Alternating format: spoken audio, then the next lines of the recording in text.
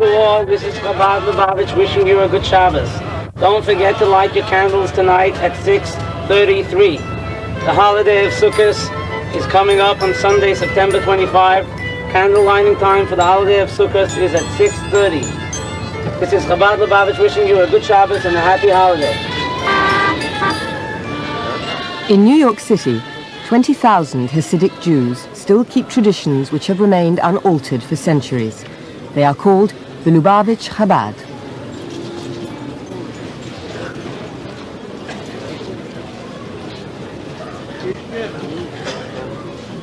The Lubavitch believe that they have the answer to the question, what is a Jew? Or more precisely, what does God expect of a Jew?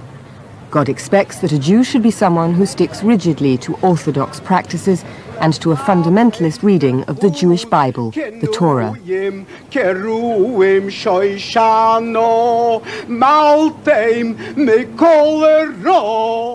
Crown Heights, Brooklyn is the headquarters of a movement which has set up communities in 28 countries.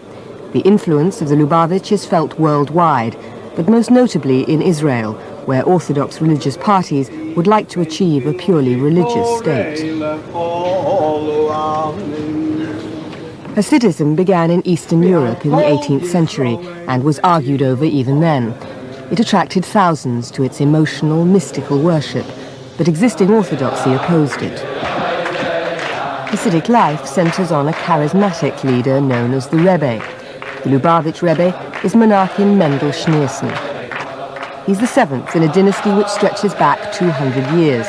He is revered by his followers as father, guru, king, miracle worker, perhaps even Messiah. The Lubavitch fled Nazi persecution in 1940, but unlike other Jews who settled in America, they held off from the melting pot of American society and have since fought hard against assimilation.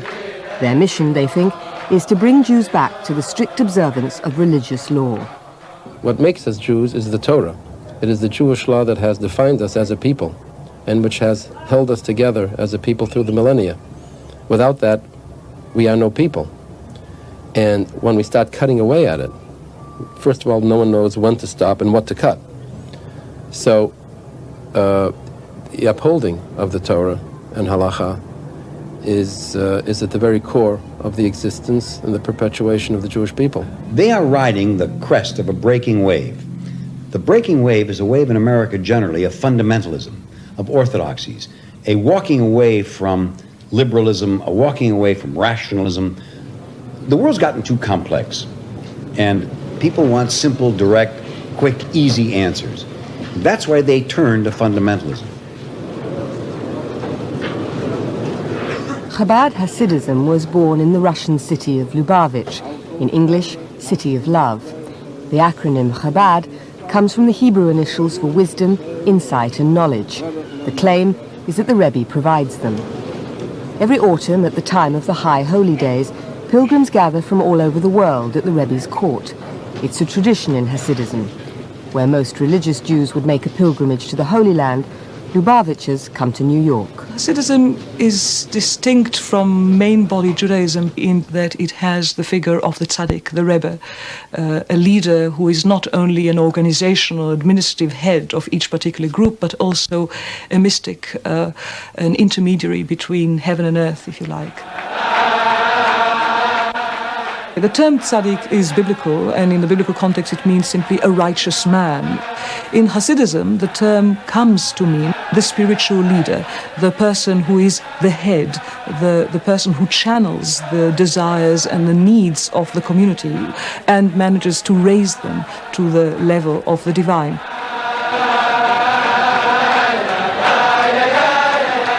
The Lubavitch believed that the wine blessed by the Rebbe gives physical and spiritual strength.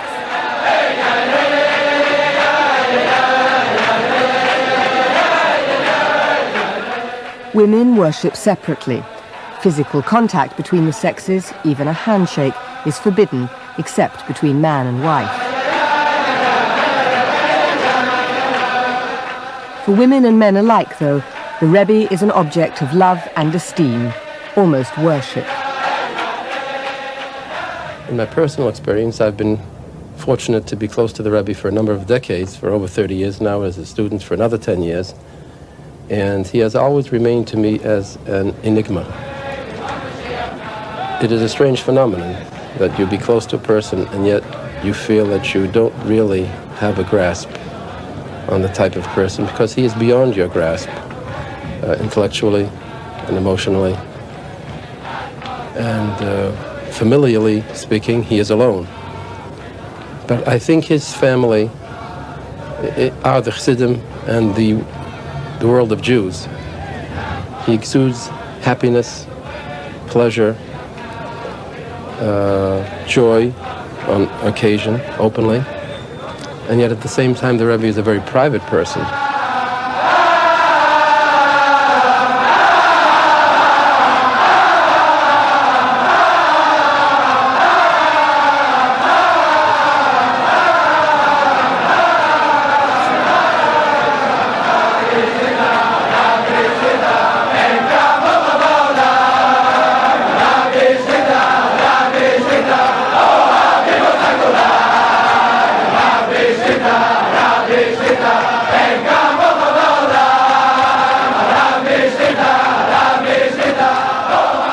Many Jews fear and reject this adulation of the Rebbe. He is 87 years old and has no children. According to tradition, while the Rebbe lives, no one will be appointed to succeed him. When asked who a possible successor might be, the Lubavitch refuse to speculate. Their critics say that this is because some of his followers think that he is the Moshiach, or Messiah, whose appearance will bring the world salvation. If so, no need for a successor. The Lubavitch angrily deny that this is implied.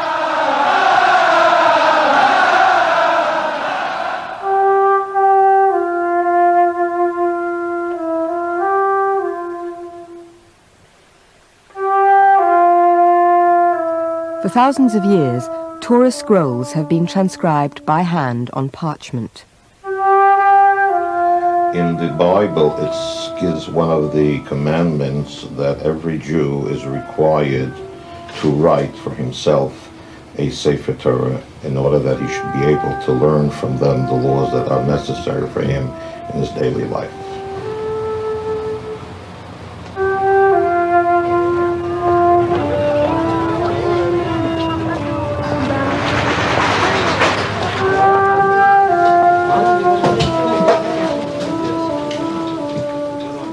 Even in 20th century New York, the Torah influences every aspect of Hasidic family life.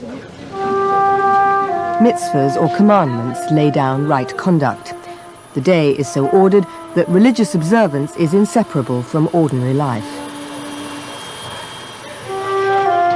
In theory, that applies to all Jews, but the Hasidim observe these laws more than most. Laws about how they should earn their living, dress, educate themselves and their children, down to the smallest detail of what food to eat and how to cook it.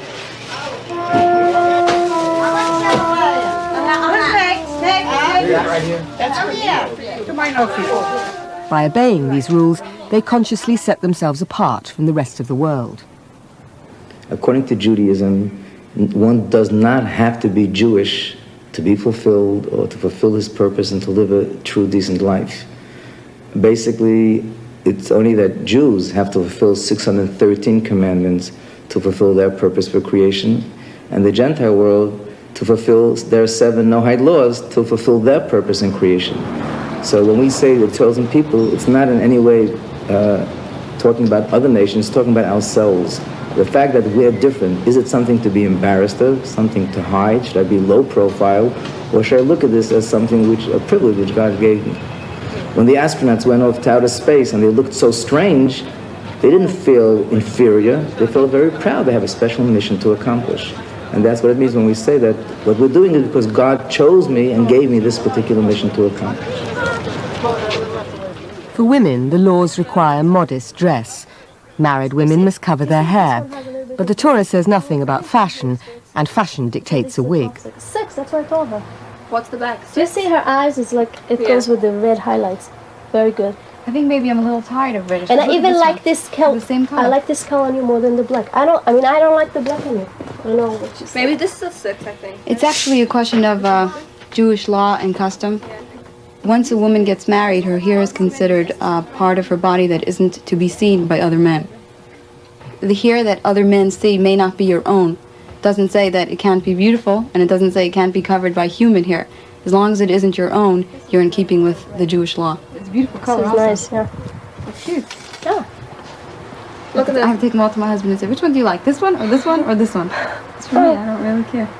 This is a straight 6. Which one is this? 6? Jetzt kommt zu gehen zur Küche. At 3, an Hasidic boy is given his very first haircut. Deze koers. Zij. Oh. Mazel tov. Mazel tov. Mazel tov. Yes, give me the shadow. Usually, an old custom was that you were to take the value of the hair and weigh you used to weigh the hair on a gold scale, and the value of the hair, of how much it weighs, that's how much money you would give for charity. Nami, come watch. Your little boy is getting his first haircut. Okay, don't move now because I have a scissor next to your ear.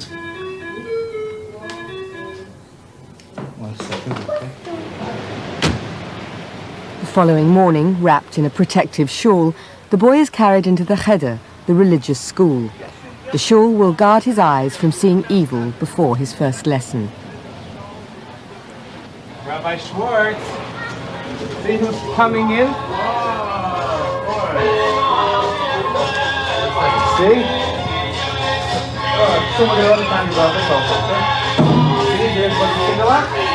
No, don't take it off, Vanilla. Leave the talus on. Put your hand and look down. Happy's gonna make your talus. See? I'm staying right here, I'm not going up. Okay, everyone stand up now and take out your tzitzis. Stand up. Let's see the best row. Look at all these big soldiers standing up with their tzitzis. Ready? Baruch. Atah. Adonai. Eloheinu. Boys and girls study separately, spending long hours being taught the Torah. Their window on the secular world is mainly religious. At the Rebbe's wish, Lubavitch children have been organized into a youth movement called Tzivoish Hashem, the Army of God. Give a kush to your tzitzis. Good, and sit down. The Torah that we learn is very, very sweet. We love it more than anything. And he is going to say the Aleph base. He's going to say the Aleph base, which is the sweetest thing. And he's going to lick the honey too, because it tastes delicious. Aleph base. The Bible says the words of Torah should be like honey and milk on your tongue. So the child's first experience of the alphabet is a memorable one. One was done. Enough? Pei, Fei, Lange, Fei, Tzadik, Lange, Tzadik, Kuf, Resh, Shin, Sin, Tov. Sof. Yay! Mazel tov. Very good, honey. Oh, I'm so proud of you.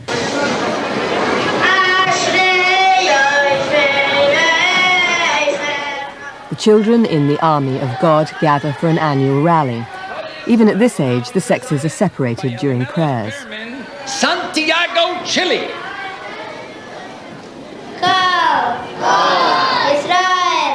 The Lubavitch follow the words of King Solomon. Raise a child in the proper path, and even when he is old, he will not depart from it. Children are allowed no television, no cinema. Entertainment is limited, controlled, and always religious. Lubavitch don't go to secular universities, and when they come of age, their marriages are arranged. It is closed in on itself. It is afraid of any forms of doubt coming from the secular outside world. In this sense, there is a paradox. On one hand, they flirt with many non-religious Jews, hoping one day to win them over. At the same time, once you are in, they encourage you not to look to the secular world. This is what I call the spiritual ghetto, the closing in of an inside community. They live within themselves, by themselves, helping each other, but they are closed. Their ears and eyes are shut to the outside world.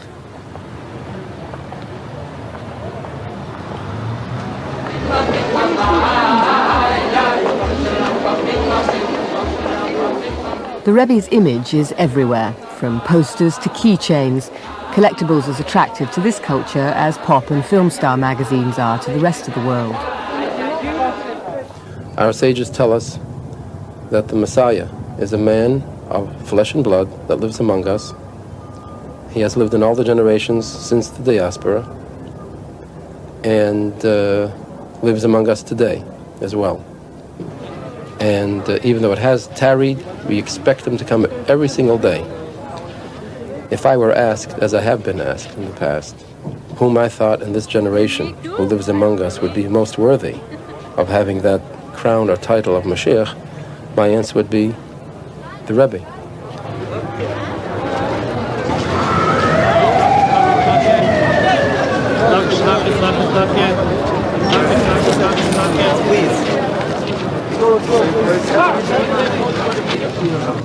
A stream of pilgrims arrives at the Rebbe's offices with letters and petitions asking him for blessings and advice. Guidance is sought on matters of business, problems of marriage or health, family crises.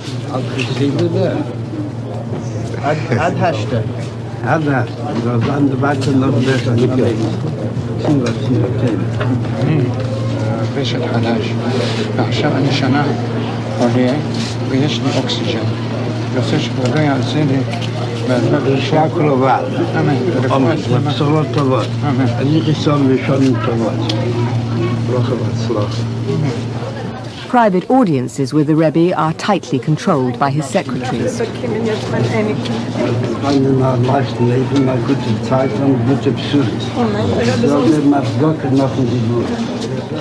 His disciples queue for hours to be greeted with a brief word and a new dollar bill, which they are expected to give to charity. He's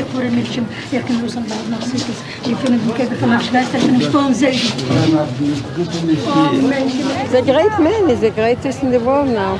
A great Jew, a great Baltavi, a great man. Why, you don't know about him? What I'm asking for is a blessing for a job. I'm an unemployed chemical engineer. I'm 25 years old. I'm looking for a husband and a job, and I think that this particular person is a great person, and his particular blessing is a very strong blessing because he has a greater his connection with God is much greater than my connection with God. Do you have a message for the non-Jewish world? Do you have a message for the non-Jewish world, Rebbe? That it will be peace for all the world by performing all the 7 mitzvahs of Bnei Meir. Do you feel that we've entered a messianic age, Rebbe? Do you feel that we entered the age of the Messiah, Rebbe? Long ago. Long ago. Long ago. I'm sure that amongst the rank and file of Chabad, the belief that the present Lubavitcher Rebbe is the Messiah is current. But I'm sure also that the Rebbe himself would never identify himself as the Messiah, and in many ways it is completely irrelevant for him to do that. Because the belief that the soul of the Messiah appears in every generation and could potentially bring the matter to conclusion or not, depending on the state of the generation, is a belief that predates Hasidism or Lubavitch Hasidism by many centuries. If this present Rebbe is not the Messiah, it's perfectly possible that the soul of the Messiah would manifest itself in the next generation just as easily. And the mood of expectation of the event to be soon and with the present Rebbe can easily be sustained even if he does not accomplish it without a tremendous crisis of belief in the Lubavitch movement at all. In the past 30 years, the Rebbe has not left New York. He has spent all his time in 3 places: the synagogue, his office, and the grave of his father-in-law, the previous Rebbe.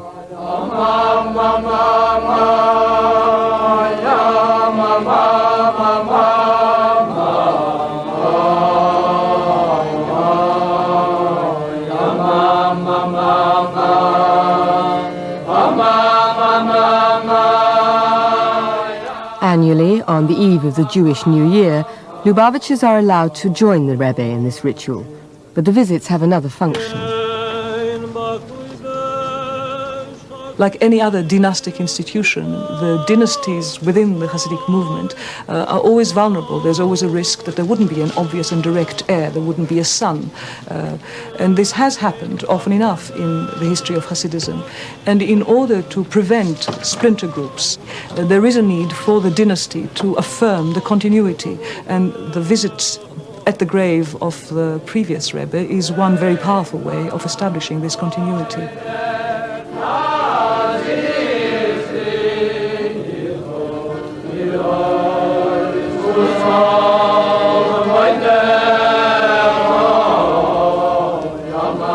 The letters and petitions don't have to be read individually. Just to bring them to this holy site is thought enough to win them God's attention.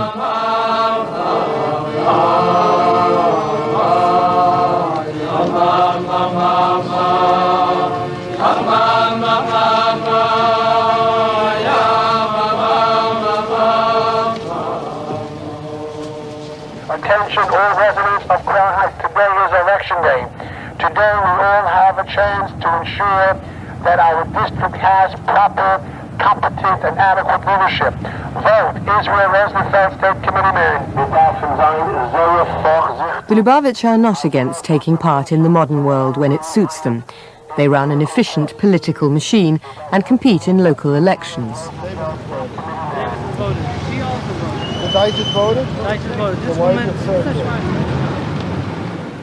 The Lubavitch community is in the middle of an entirely black area. A few blocks from their headquarters is Utica Avenue. It's the border between Jews and blacks. This used to be a mainly Jewish and Italian neighborhood. Then tensions grew, and by the mid-1960s, most whites had left. But the Rebbe told his people to stay. If they spread out, they might be assimilated. A civilian observation patrol was formed by blacks and whites to keep order. One of the few remaining Italians is its president. Patrol started approximately 8 years ago because of crime in the area. A lot of break-ins, a lot of muggings, a lot of dope fiends.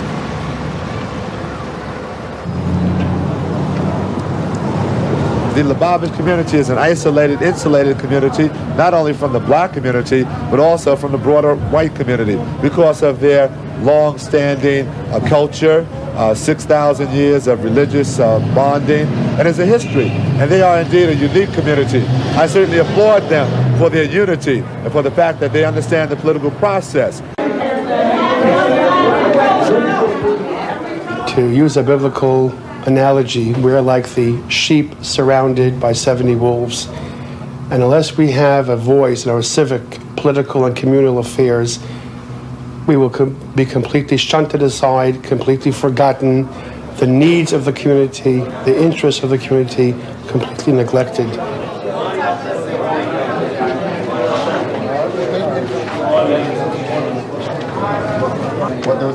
The Lubavitch in Crown Heights are many fewer than their black neighbors, yet it's the blacks who feel threatened. It's just it's a tense. It's something that I can't really explain. In the air, it's floating between the Jews and us, and it's going to always be like that. It's because they want this neighborhood for themselves. They don't want any blacks in this neighborhood. Well, the Lubavitch people are growing. They're knocking out babies left and right. You could see the woman walking with these carriages with lots of children. These children grow up. They get married. They can't stay with their parents forever. They have to branch out. They have to be within walking distance of their temple now.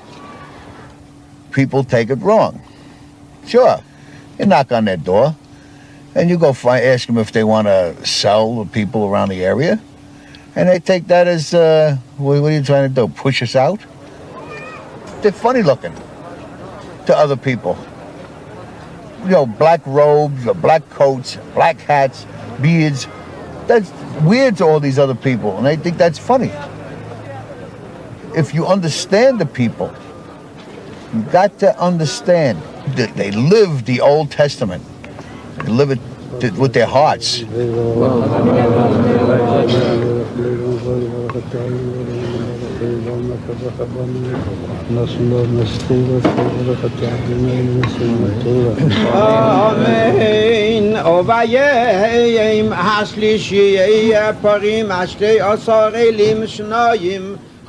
The Torah and the mitzvahs are the basic principles of the absolute truth. And that's something which is not limited by time or space or applicable in only certain situations, but it's something which is unconditional. And therefore the concepts of Torah and the observance of mitzvahs are very applicable today, just like they were any other time in history.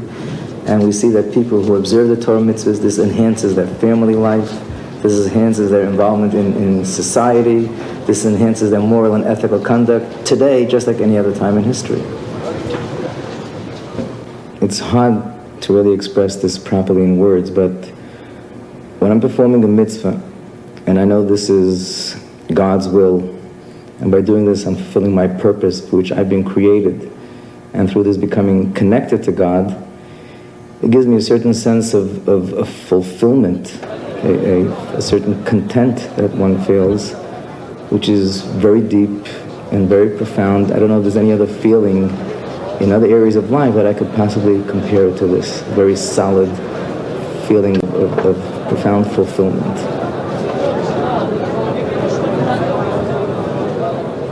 That when you put on the tefillin, for example, you put on the box on the arm and the straps, again, it's not just symbolic, but this activates certain spiritual energy in the spiritual realm. In that box there are parts of the Torah there. And those parts talk about serving God and living a decent life.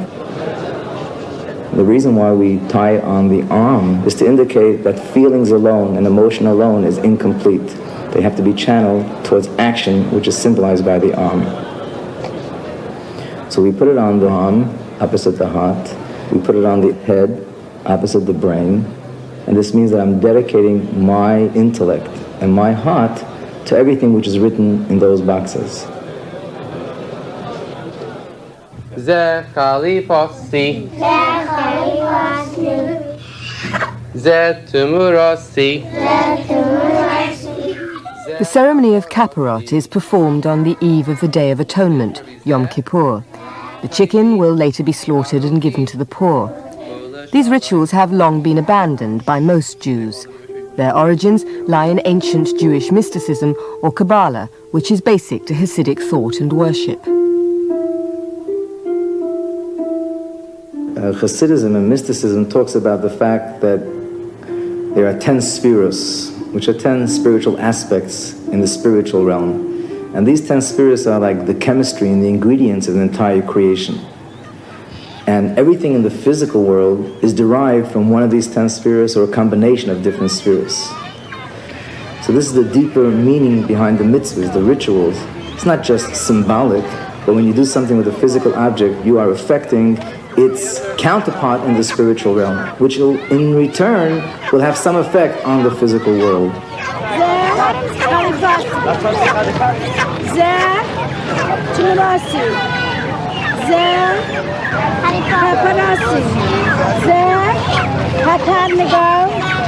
In the times of the temple, it's actually found in the Chumash, in the Torah itself, that one of the activities which were done on Yom Kippur as an atonement was there was a goat that was put to death, and that was an atonement for the whole nation. Not each individual did it, but the whole nation had it.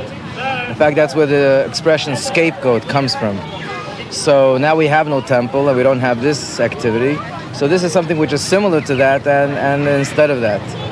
The element within a person that activates the person to do anything negative is what we refer to as the animal soul, and gives the person all the animalistic drives.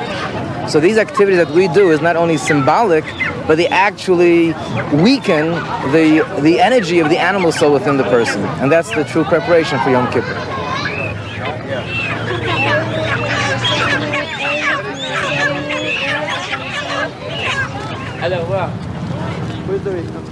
The rabbi is a teacher in a women's college. He's a third-generation Lubavitcher. The sign outside his house proclaims his faith.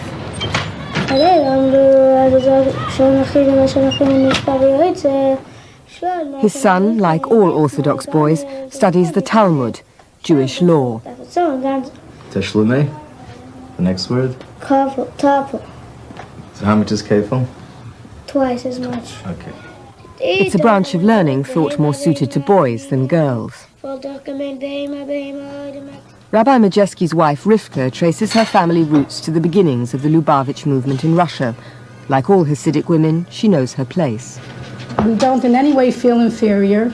We don't in any way feel that we want the role of the man. I mean, we were raised in a way and we're trained already, and your week is so planned that if it's the Shabbos that you're preparing for, then you just plan it in advance. It's the attitude. If you look at it as if it's a burden, then it becomes a burden. But if you're happy about it, and if you have the children join in with you and help you, then it's not a burden at all. Baruch atah Adonai Eloheinu melech haolam hameitzi lechem min haaretz. Amen.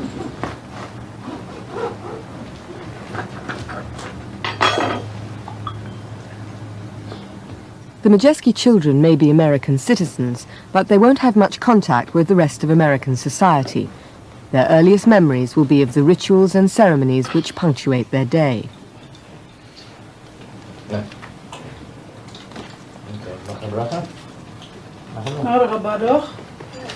As they grow, so will their personal and communal duties. If they choose to leave, their parents will think it a failure. I think that if the outsider would look at our children, I don't think they would see them as suffering. I think they would see very happy, content children. All these other things that the outsider might think that they're not having, like the television and the movies, these children, our children, have so much going for them. They have so many functions and so many other activities and exhibits and rallies, and they're always excited about something. They're always jumping about something. They're just always so happy they don't even ask for it. To them, it's not, they don't feel they're missing anything at all. Girlfriends, boyfriends? They're not raised that way. They don't see it as any, it's not missing in any part of them. They absolutely not.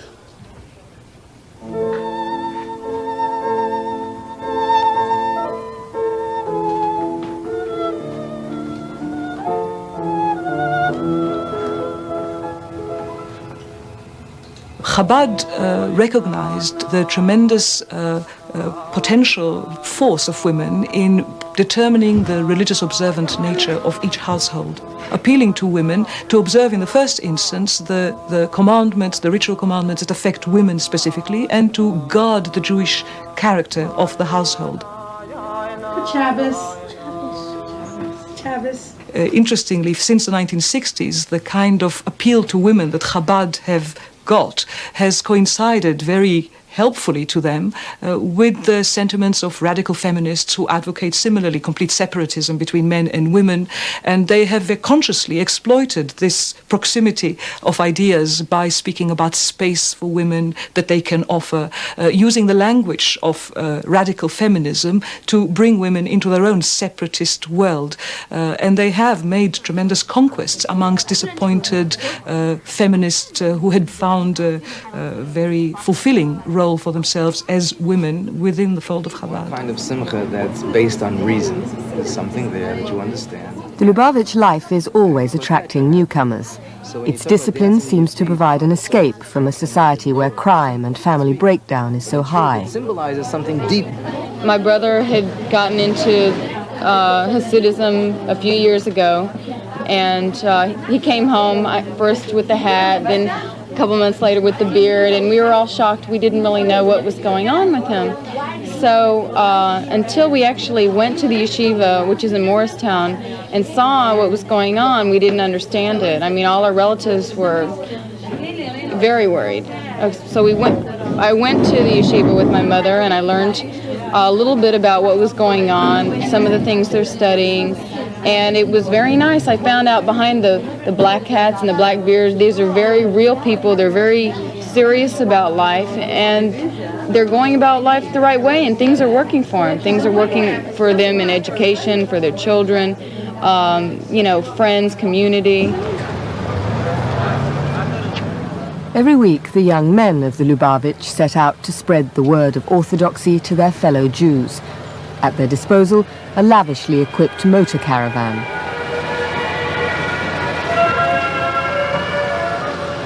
we use the word mitzvah tank, because it's a tank, it's a war against assimilation, and tankist means the people who man them. Sorry? Just one. Yeah, 1, 2. The ideas behind an army and a war is always good to use it out in spiritual ways and to use it out for the good way. So that's why the Rebbe started a campaign like Tzivot Hashem, the children in God's army. By us bringing Jews back to Judaism and making them better, so we're like fighting the war against the bad. The battleground is the streets of Manhattan.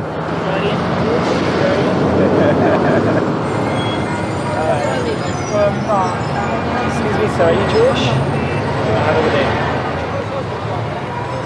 What's it though?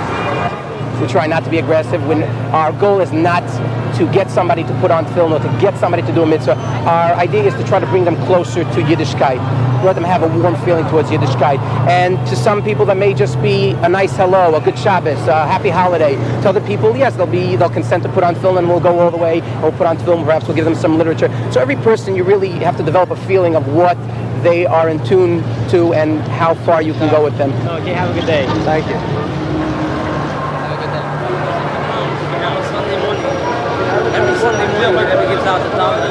In the week, I can go to 6 stories to work. I can't put it tefillin. Sometimes I'm going to work, I put it tefillin. Okay, say now, Baruch. Baruch atah Adonai Eloheinu melech haolam. Asher kiddushanu v'sivanu b'mitzvotav v'sivanu l'chaniach tefillin. The tefillin symbolizes the devotion of every person to God. Yes. Try to do what He wants us. Correct. We put it inside these parchment, inside these leather boxes. Yes. We have parchment scrolls, like like the Sefer Torah. I can't put it there. Now we put it out. Yeah, we can't take it out every time. You put the 7 here. 7 times. I know what it is. According to Chabad, the sooner Jews are brought back to the Torah, the sooner the Messiah will come. So vast amounts of literature are dispatched worldwide. Yeah, the Rebbe speaking already. Yeah, he started about 10 minutes ago.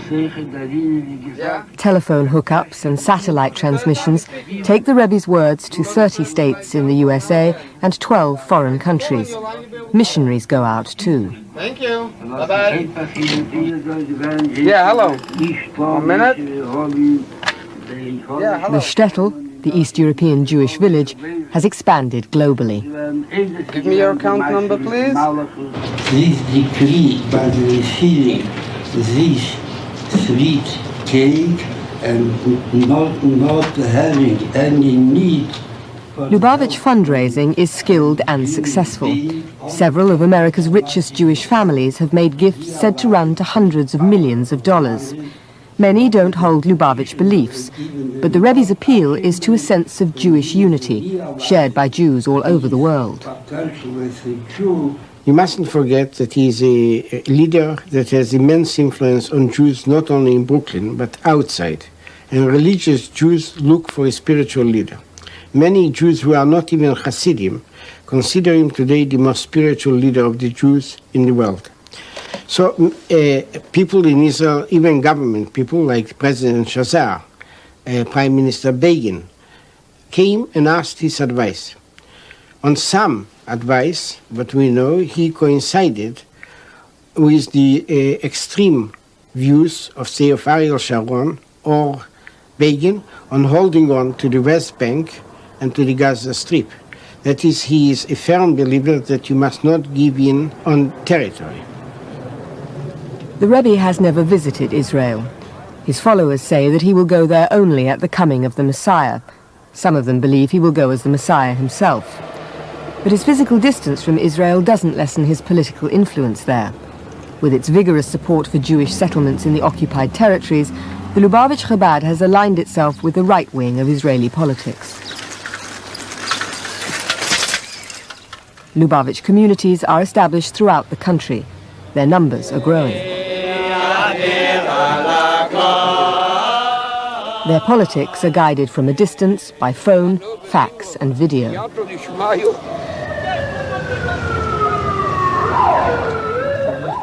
Israeli politicians often make the trip to Brooklyn for advice.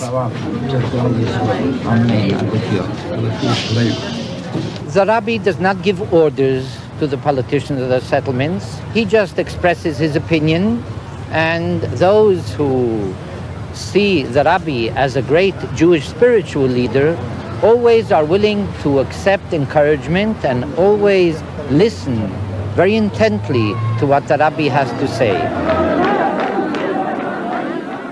Israel's 1988 general election saw the Rebbe's first direct entry into politics, but at a cost. The Lubavitch put their considerable talent and zeal behind a fading right-wing religious party, Agudat Yisrael. The smaller religious parties were expected to hold the balance of power. Groups of young Hasidim toured the country, offering the Rebbe's blessing in return for support. Scores of Lubavitchers flew to Israel to vote.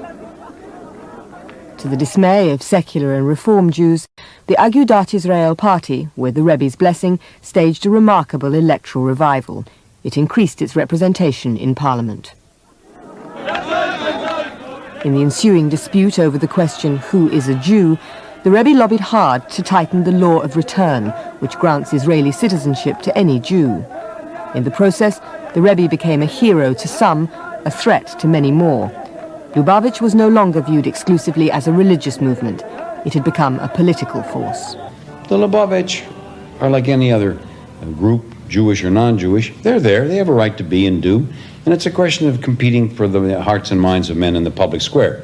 Israel's a different matter. In Israel, they are to be feared, because in Israel, there is no church-state separation. In fact, Orthodoxy is politicized in Israel, and the government favors Orthodoxy, which means that they can work discriminatory practices against non-Orthodox religious Jews, and they do. For example, they have sent over their emissaries and their money to turn around the Knesset on the issue of Mihu Yehudi, who is a Jew, so that they would define that who is a Jew in terms of al pi halacha, according to halachic law, which if that passed would disenfranchise me as a non-Orthodox religious Jew. Now, so far, the government has been able to resist those pressures. But believe me, those are serious and severe. And yes, the Lubavitch, as all Orthodox Judaisms in Israel, are not to be feared, they're to be fought. And we fight them very, very hard. And it's a nasty, ugly, dirty fight. Those who are in opposition to the rectification and the proper amending of the Who is a Jew law, what they are doing, they are forcing people, men and women who are clearly not Jewish, to be considered integral part of the Jewish people. It is not only a falsification of the issues, and not only is it a false premise being fed to innocent Gentiles who genuinely desired to become Jewish, it is also coercive and clearly discriminatory against those who will recognize Jews as those either born of a Jewish mother or converted in accordance with Jewish law.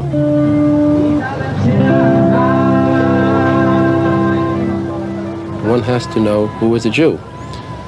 When your children grow up and you want them to marry within the faith, you have to know, is in fact that young man or young lady Jewish? And there could come a time, conceivably, in not too many distant generations, where we will not know who is in fact Jewish or not Jewish. The Lubavitch won't stop until they've converted the rest of Judaism to their interpretation of the Bible. That puts them on a collision course with the majority of Jews. For the Lubavitch, the Jewish identity was established for all time 3,000 years ago, when the Jewish people received the Torah on Mount Sinai. For 40 years they wandered the desert, living in huts. In Crown Heights, during the Feast of Tabernacles, each family builds a small hut, just as their ancestors did, and as many other Jews do. Continuity is kept.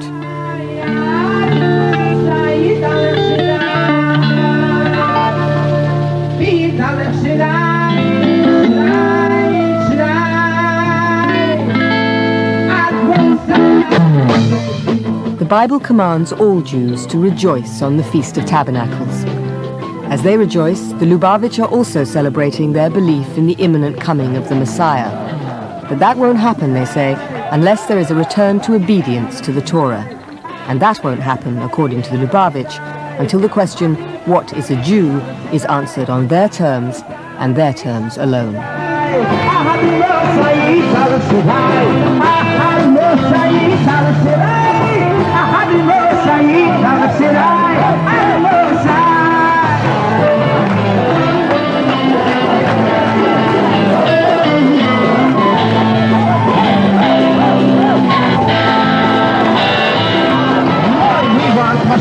We want Mashiach now. We want Mashiach. We want Mashiach now. We want Mashiach. We want Mashiach now. We want Mashiach. Mashiach now. Hey, Imam, Beyamuna Shalema. Baby, yes, I'm Mashiach. Hey, Anima Hane. Imam, Beyamuna Shalema. Baby, yes, I'm Mashiach. Hey, Anima. Hey, we want Mashiach. We want Mashiach now. We want Mashiach. We want Mashiach now. Oishano, Temi Mechel Taishia, Oishano.